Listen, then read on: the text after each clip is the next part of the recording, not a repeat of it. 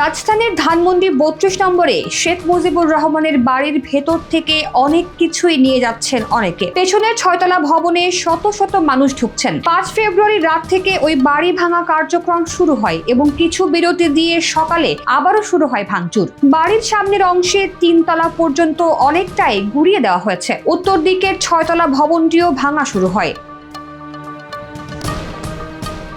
ভাঙারি পণ্য হিসেবে বিক্রি করা যাবে এমন স্টিল, লোহা ও কাঠের নানা কাঠামো ভেঙে যে যার মতো নিয়ে যাচ্ছেন। স্টিল ও লোহার কাঠামো ভবন থেকে ভেঙে ভেঙে কয়েকজনকে নিচে ফেলতে দেখা যায়। নিচে থাকা কয়েকজন এগুলো আবার রিকশায় করে অন্যত্র সরিয়ে নেন। যারা এসব লোহালক্কর নিচ্ছেন তাদের বেশিরভাগই নিম্ন আয়ের মানুষ।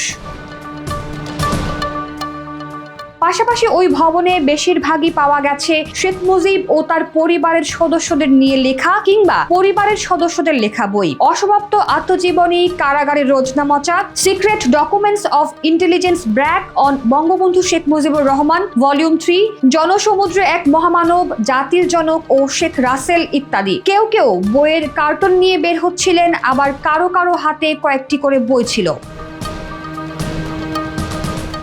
এছাড়া পাওয়া গেছে কিছু হাড়ি পাতিলও, সেগুলো হাতে নিয়ে উচ্ছ্বাস করতে দেখা যায় জনতাকে। পাওয়া গেছে ব্রুনাই থেকে শেখ হাসিনাকে লেখা চিঠিও। সেই চিঠির ছবি, ভিডিও ঘুরছে গণমাধ্যমে। চিঠিটি পুলক মহাজন নামে কারো লেখা।